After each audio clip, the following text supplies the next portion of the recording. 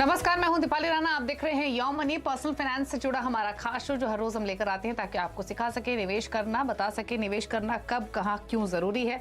आपके तमाम सवाल इस शो में हम शामिल करते हैं और आपके पोर्टफोलियो को बेहतर बनाने में हमारे एक्सपर्ट्स करते हैं आपकी मदद। तो सबसे पहले तरीका नोट कर लीजिए शो में शामिल होने का। आप अपने सवाल हमें व्हाट्सएप के थ्रू, ईमेल के थ्रू और सोशल मीडिया प्लेटफॉर्म्स के थ्रू भेज सकते हैं। व्हाट्सएप नंबर है 7045220000। इसके अलावा yomani@nw18.com हमारी ईमेल आईडी है। साथ ही फेसबुक, ट्विटर पर ये शो आप लाइव भी देख सकते हैं और साथ ही अपने क्वेश्चंस भी पोस्ट कर सकते हैं #आस्कआवाज योमनी लिखकर। आज आपकी सभी क्वेरीज को आंसर करने के लिए हमारे साथ पूनम रुंगटा मौजूद है जो कि सर्टिफाइड फाइनेंशियल प्लानर है। पूनम जी नमस्कार, स्वागत है आपका।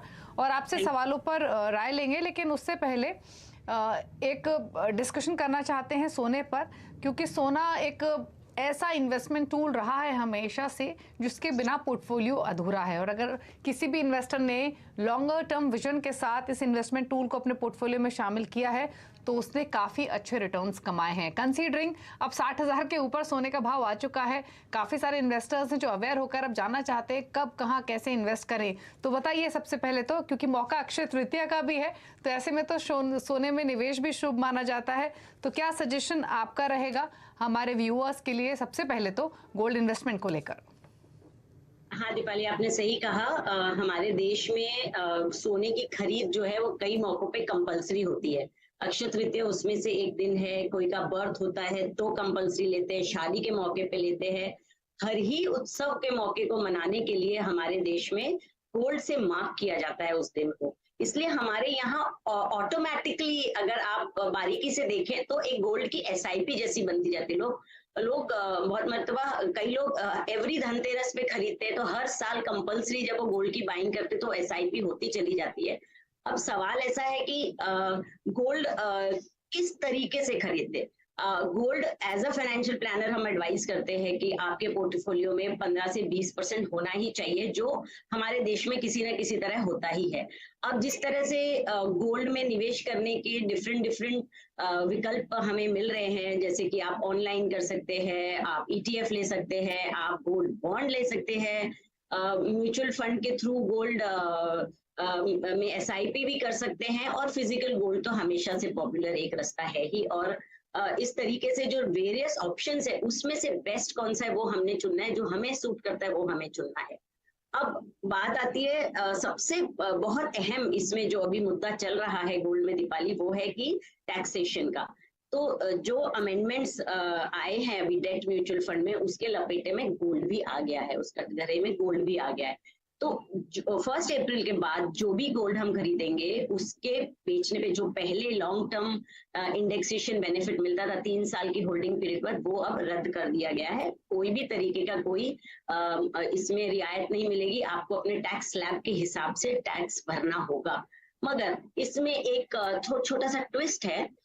अगर कोई निवेशक ने गोल्ड बॉन्ड खरीदे हैं और उसे होल्डिंग पीरियड तक वो रखते हैं, यानी 8 साल का जो होल्डिंग पीरियड होता है सोवरिन गोल्ड बॉन्ड में, जो मैं मानती हूँ कि one of the best way of investment in gold है। अगर आपके पास 8 साल का समय है गोल्ड को होल्ड करने का, क्योंकि उसमें आपको न सिर्फ गोल्ड की बढ़ती कीमतों का फायदा मिलता है, आपको 2.5% का हर साल उसमें इंटरेस्ट भी मिलता है, और साथ ही अगर आप मेच्योरिटी तक आप उसको रखते हैं तो आपको टैक्स बेनिफिट भी मिलते हैं, वो टैक्स फ्री गेन्स होते हैं।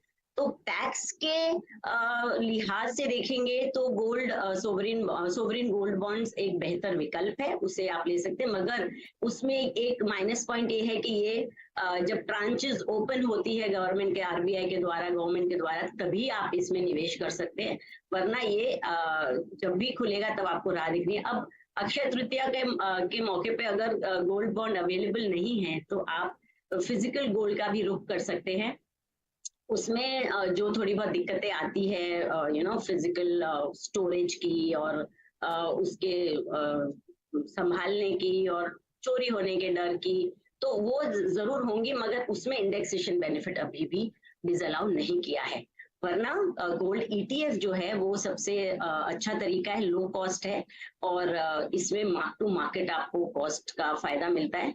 और कोई निवेशक अगर एसआईपी के जरिए यानी थोड़ा थोड़ा एक्यूमुलेट करना चाहते हैं तो मुझे लगता है गोल्ड के जो म्यूचुअल फंड के द्वारा गोल्ड फंड्स है उसमें एसआईपी करना भी एक बेहतर विकल्प है। सभी तरीके के विकल्प में जो अंडरलाइंग एसेट है वो तो है गोल्ड। जो आपको सूट करता है और जिसमें आप कंफर्टेबल हैं, आप उसे चुन सकते हैं।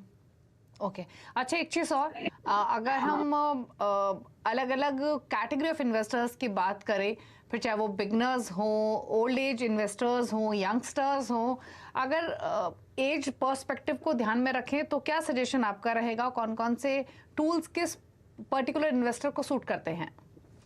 और देखिए दीपाली, जो यंग इन्वेस्टर हैं they are very comfortable with online buying. उनके पास डीमैट अकाउंट भी होता है, और कोविड के बाद तो डीमैट अकाउंट सभी के पास है। तो आप डीमैट के जरिए ईटीएफ ले सकते हैं, बिकॉज इसमें कॉस्ट भी लो है और लेने बेचने की जो प्रक्रिया है वो बहुत इजी है। ईज ऑफ इन्वेस्टमेंट, आप कभी भी ले सकते हैं, कभी भी बेच सकते हैं। जो ओल्डर इन्वेस्टर्स हैं उन्हें आई थिंक अभी तक भी फिजिकल गोल्ड में ज्यादा कंफर्ट लगता है, क्योंकि वो उसे फिजिकली महसूस करके जो उन्हें सेंस ऑफ सिक्योरिटी महसूस होती है वो है। हाँ, यहाँ मैं जरूर कहूंगी कि गोल्ड ऑर्नामेंट्स की तरफ बिल्कुल रुख ना करें। Don't take them as an investment this thing, क्योंकि उसमें प्योरिटी भी क्वेश्चनेबल होती है। हॉलमार्क लोग चेक नहीं करते हैं, साथ में मेकिंग चार्जेस लगते हैं, और जब आप बेचने जाते हैं तो उसमें नुकसान होता है। तो गोल्ड ज्वेलरी को बिल्कुल इस कैटेगरी में ना लें। Specially women, I would target women to say कि इसमें अगर आपने कोई गोल्ड खरीदा है तो उसे एज ए इन्वेस्टमेंट ना समझे।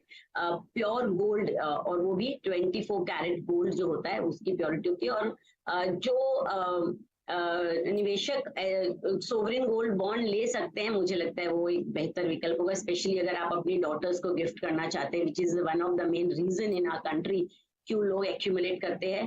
तो इस तरीके के अलग अलग ऑप्शंस जो आपको सूट करते हैं, जिसमें आप कंफर्ट महसूस करते हैं, वो लें। ऑप्शन टैक्सेशन के हिसाब से भी अब आपको ऑप्शंस चेंज करने होंगे, बिकॉज पहले सभी का टैक्सेशन एक था, अब टैक्सेशन में भी बदलाव आया।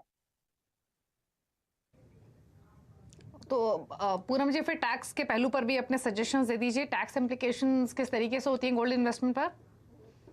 देखिए, पहले तो गोल्ड को डेट कैटेगरी में ही माना जाता है, तो उसको डेट कैटेगरी में हमें इंडेक्सेशन बेनिफिट होल्डिंग अगर हम रखते हैं एसेट की, तो उसके बाद अगर हम इंडेक्सेशन बेनिफिट के साथ tax long term capital gain के तहत 20% टैक्सेशन भर के, जो बहुत ही कम आता था, नेग्लिजिबल था, तो it was a very comfort zone. अब वो रद्द कर दिया गया है। 1 अप्रैल के पहले आपने जो भी इन्वेस्टमेंट करें उस पे तो अभी भी आपको वो फायदा मिलेगा, मगर 1 अप्रैल के बाद अगर आपकी कोई एसआईपी चालू है गोल्ड फंड्स वगैरह में, बिकॉज ये फंड ऑफ फंड्स हो जाते हैं, क्योंकि ईटीएफ में इन्वेस्ट करते हैं गोल्ड फंड्स में, तो वो आपको टैक्स का फायदा नहीं मिलेगा। उसी लिहाज से मैं ये बार बार दोहरा रही हूँ कि गोल्ड सोवरेन बॉन्ड जो है, सोवरेन गोल्ड बॉन्ड जो गवर्नमेंट आयात करती है डिफरेंट ब्रांचेस के जरिए, उसमें आप अगर निवेश करेंगे तो आपका टैक्स का बेनिफिट फिर भी मिलेगा। और दूसरा, फिजिकल गोल्ड इसमें थोड़ा एक कदम आगे है, उसमें आपको इंडेक्सेशन बेनिफिट और लॉन्ग टर्म का अभी भी फायदा होगा।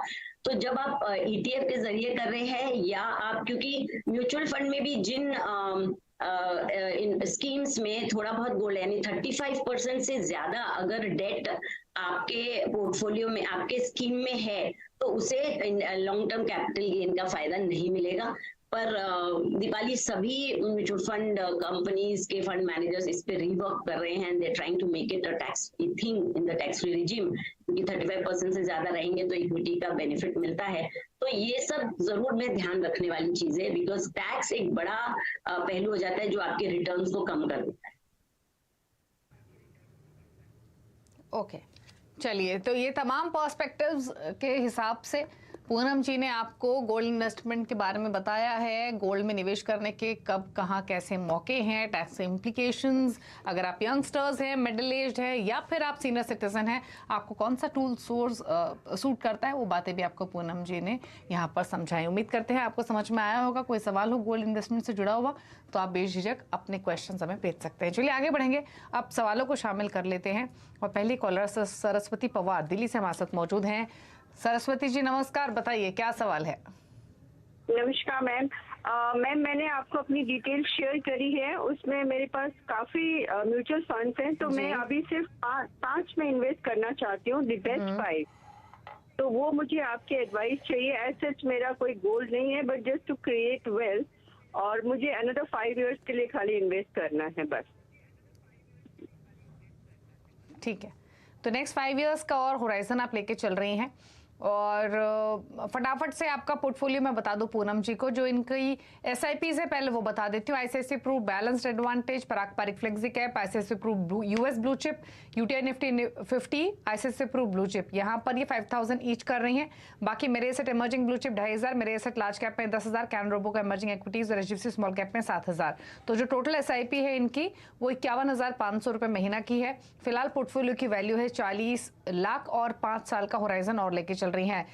30,000 के SIP बढ़ाना चाहती हैं तो किस में करें? इन्हीं फंड्स में एलोकेट करें, कोई नया फंड रखें। दूसरी बात, ये खुद भी अपने पोर्टफोलियो को छोटा करना चाहती हैं तो टॉप 5 फंड्स कौन से रहे जिनके साथ स्टिक करें। प्लस जो लमसम इन्वेस्टमेंट है वही बता दूं, HDFC गोल्ड फंड में 40,000, मोतियाल ओसवाल नेस्डेक 100 ETF में 74,000 और एक्सिस फ्लेक्सी कैप में 1 लाख। क्या सजेशन आपके? ये जो पूरे पोर्टफोलियो कंसोलिडेशन एक सही रुख रहेगा इनको, मगर जो अभी करंट मौजूदा जो इन्वेस्टमेंट्स है ये जाहिर सी बात है ये अप्रैल 1 के पहले के हैं। तो HDFC गोल्ड फंड में जो लमसम है उसमें आप बने रहें, बिकॉज आप उसमें टैक्स का बेनिफिट अभी भी उठा पाएंगे। जब भी आपको इस निवेश से निकलना होगा तभी आप टैक्स फ्री निकल सकते हैं, इसलिए इसमें इसे छेड़छाड़ ना करें। Same I will say about Motilal Nasdaq also. इससे आपको इंटरनेशनल फंड्स में एक्सपोजर मिल रहा है, बट जहां तक मैं समझती हूँ इसमें काफी फायदा बना चुके होंगे और आगे चल के इसमें, क्योंकि आपका होराइजन 5 साल का ही है, इसलिए हमें 5 साल के लिहाज से सारी प्लानिंग करनी होगी। तो आप you can rework international funds में जो आपका ICICI Pru US blue chip है उसे भी आप बंद कर सकते हैं। कंसोलिडेट करके एक ऐसा हम फंड बनाएं जिसमें मार्केट की वोलेटिलिटी का ज्यादा आपको फर्क ना पड़े, क्योंकि ऑलरेडी एज इज 55 और 5 साल आपका होराइजन है। इसके लिए एक आइडियल पोर्टफोलियो रहेगा कि लार्ज कैप और हाइब्रिड टाइप के फंड्स की तरफ रुख करें। ICICI का blue chip fund, HDFC focus fund जो सिर्फ कम नंबर ऑफ स्क्रिप्ट्स अपने फंड में इंक्लूड करता है, फोकस्ड फंड्स रहते हैं उसमें। पराग पारिक के फ्लेक्सी कैप में आप निवेश आपका है उसे जारी रख सकते हो, उसमें थोड़ी SIP बढ़ा दे, क्योंकि ये एक फंड हाउस है जो मार्केट की चाल देख के इंटरनेशनल एक्सपोजर भी लेता है। तो आपको जो इंटरनेशनल मार्केट की जो एक्सपोजर चाहिए वो इस फंड के थ्रू ही मिल जाएगी। और कोटक बैलेंस एडवांटेज फंड में आप निवेश करें ताकि आपको हाइब्रिड यानी जो डेट का भी आपको फायदा मिले और आपका मार्केट वोलेटिलिटी से आप थोड़े उसमें कवर्ड रहें। ICICI का मल्टी एसेट फंड में जरूर रेकमेंड करूंगी इन्हें, बिकॉज उसमें गोल्ड और डेट और इक्विटी तीनों ही शामिल है, और आगे चल के अगले 2-3 साल हमें गोल्ड के डेट के बहुत प्रॉमिसिंग लग रहे हैं। गोल्ड डेट रिटर्न्स अच्छा होगा क्योंकि इंटरेस्ट रेट पीक आउट हो चुके हैं, वो धीरे धीरे अब नीचे आएंगे। और ये सबको एक फ्लेवर देने के लिए आप कौन का एक्टिव फंड जो है कि एक मल्टी एसेट फंड है उसमें आप निवेश कर सकते हैं, बट ये जरूर ध्यान रखिए कि आपका होराइजन कम है और जो रिटायरमेंट के नीड के हिसाब से आप जो पोर्टफोलियो बना रहे हैं अगले 3 साल के बाद आप रिवर्क करें और प्रॉफिट्स को जरूर बुक करते रहें। ओके, चलिए, तो ये सजेशन दिए गए हैं आपको। और फिलहाल आप अपने पोर्टफोलियो में इन्वेस्टेड तो रहिए ही। जो चेंजेस आपको सजेस्ट किए गए हैं, एक नया पोर्टफोलियो पूनम जी ने आपको सजेस्ट किया है जिसमें ICICI Pru blue chip, HDFC focus 30, Parag Parikh flexi cap, Kotak balance advantage और ICICI प्रू मल्टी एसेट है। इन सब में 15,000 ईच आप ऐड कर सकते हैं। क्वांट एक्टिव फंड में 6,500 और आप इन्वेस्टेड रहिए। 1.5 करोड़ के आसपास का कॉर्पस आप एक्यूमुलेट कर लेंगे इन 5 इयर्स। चलिए, रुक रहे हैं इसी के साथ एक ब्रेक के लिए। ब्रेक के बाद कुछ और सवालों को शामिल करेंगे शो में। पूनम जी बनी हुई हमारे साथ, जब वापस आते हैं।